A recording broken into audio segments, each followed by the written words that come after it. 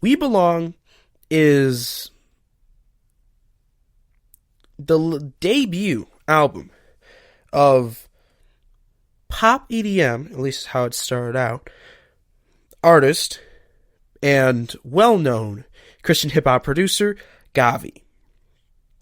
He joined Reach Records as an official artist, I want to say, a year ago. And so far, he has made major waves since then. The one message that you can definitely take away just from the title and from social media as well, one message from the album is that we all belong in Christ. And I still think, in my opinion, that keeps artists from Reach Records and others grounded. Just at least the title should have a meaning that is beyond human, but should be about Christ and his people.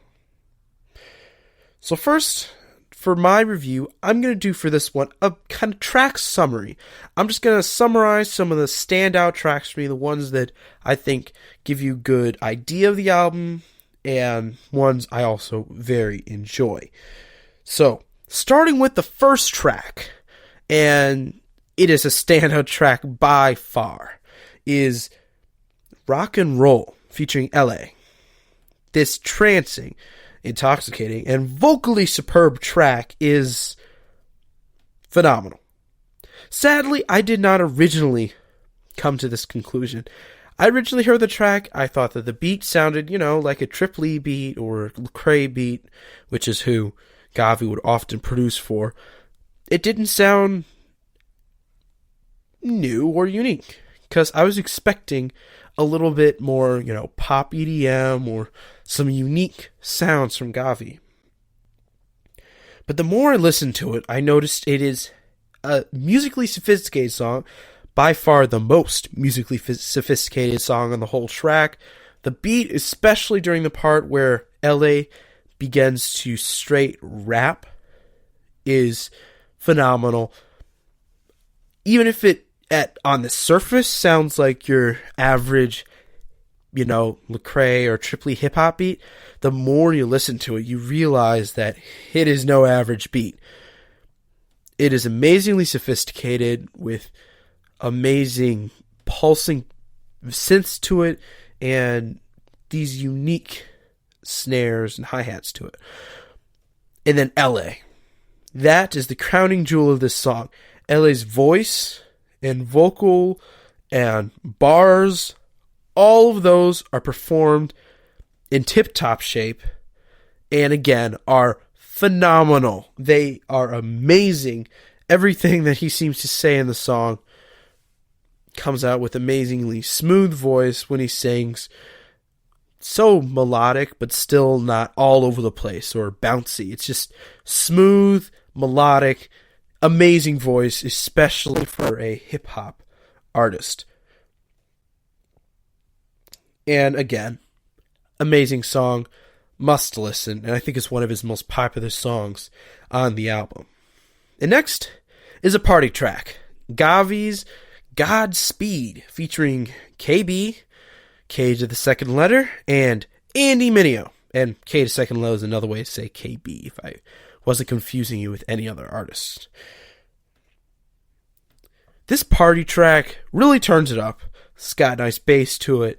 It really bounces. The bars are high energy and very active, very positive. You can get a party started with this song. I would go as far, go on your iPhone right now, or Android, or Samsung maybe, and go add this song to every single one of your party playlists, because it deserves to be there. Phenomenal. It's just phenomenal. And interesting thing that I found very interesting when I first heard this song is the sound of the drop. The drop had incorporated a bit of a hardcore Skrillex-esque, shall we say, hardcore style to the drop. It's tough to describe, but that kind of dry, the kind of coming at it, almost metallic sounding or mechanical sounding, that kind of sound was incorporating the drop, and that's something I did not expect from GAWVI. I was expecting more of a light Calvin Harris type pop sound to it, but that beat was heavy, and it was amazing. But it still was moving, it was still positive. It was an amazing beat, it was an amazing drop, and it was phenomenal like the rest of the song. And then Closer. Best words I can think of this song is just beautiful and grooving. Closer was one of the singles, actually it was the first single, and the sounds they were able to get out of the song, both of the vocal artists are very good. Oh boy, good and well are different. And the melody to it is amazing, and the EDM part is beautiful and again, very, very grooving. And then we get into a little bit of unique GAWVI territory here. This next song is En La Calle, I think. En La Calle. This again incorporates more of the hardcore EDM sound, but also Latin music. The Latin sound is very, very unique. Especially when you start out with a song, you may think, skip, it's, not GAWVI. But when you listen through, and once you get to that drop, you're like, this is no Latin song I've ever heard before. It's crazy. It incorporates more of that hardcore style in the drop, bringing the bass in, powerful drop, and it is definitely one of my favorites on the whole album. And by far my favorite of the whole album is Cumbia, featuring Words Played. And full disclosure, Words Played is one of my favorite artists, especially when I'm looking for some nice bars and bass heavy beats that keep me bouncing but still thinking. I go right to Words Played. I really enjoy his music, and this song is no exception. It's mainly designed to be kind of a commemoration of Tejano music, and especially Tejano star Selena Perez is mentioned in the hook, saying Selena would love this. And the reason is, Selena, I looked this up, and basically she was a Tejano star, which is, Tejano was like a modern Latin of like the 90s, I think. It's a style that was popularized by this Selena Perez. Unfortunately, she was murdered before she could bring it into the 21st century. So this was a bit of a commemoration of that, but also he did it amazingly, and according to my experts, Selena definitely would have loved the song. And like always, Words Played brings the hot bars, so be sure to listen to that song. This last one is by far very unique. I actually really love this song. I haven't had it repeat as much as I should. I do love this song because it's almost like a worship song, but it's got really subtle EDM in there, and I kind of love that mixture in a song. So when you have those powerful worship singers with those ambient synths in the background, but then at the same time when you have the, for lack of a better term, drop, you still have very subtle, beautiful synths. Melody is phenomenal, and this song is Hold On featuring Sydney Wilson. And it's also powerful. The words are about God and His kingdom. Amazing. Definitely affirming his faith in that song.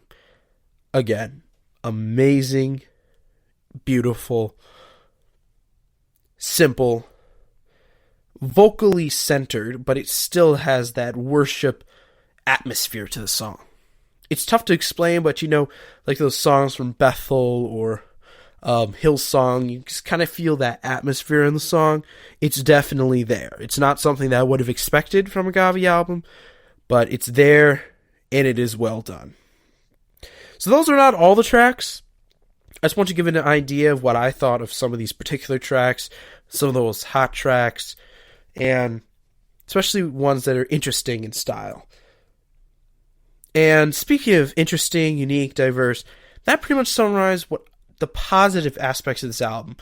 unique, diverse, a lot of nice sounds, kind of like a showcase of what GAWVI can do, showcase of his relationship with a lot of different artists, music, rappers, all those. And it really shows off that GAWVI is a musical force to be reckoned with. Now, I do have a problem with the album, and I'm not going to hold back with this one. He's still searching for the right sound, especially with this album.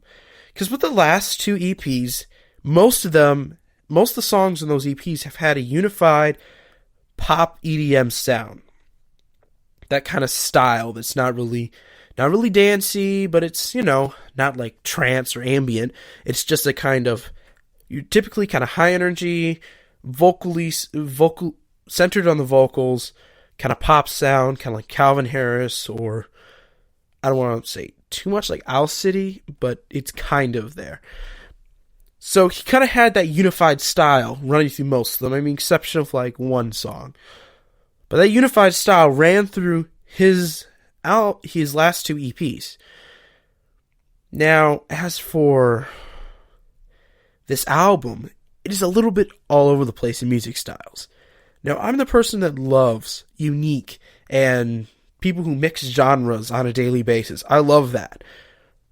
But when you're making an album, I think it should have some sort of linearness to it.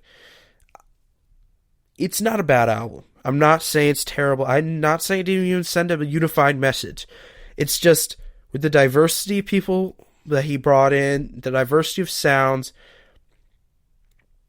it was a little bit mixed. He was kind of, some of the songs even felt like debating between hip-hop or EDM. And you don't really want that. And I think he has potential to eventually bring his style together, clean it up, and make it the best, amazing hip-hop / EDM producer style ever. Plus a little Latin mixed in there. I think that, Lord willing, he will come, that his style is so amazing that we haven't even heard the beginning of it. Remember, this is his debut album. We have maybe even a decade more of GAWVI to live with. So, I think this is just the stepping stone. We'll see what comes next. Whether it's a more unified sound or going off into more diverse territory. We will see.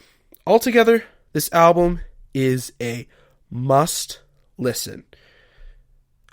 That's the best I can say. It is a must listen. I really think it's best for listeners to judge for themselves. What do you think? Well, be sure to let me know if you're listening on a podcast app. You should be able to comment below. I would love to hear what you guys think of the project. Do you agree with me? Disagree with me? And also tweet me at Amplifier for JC.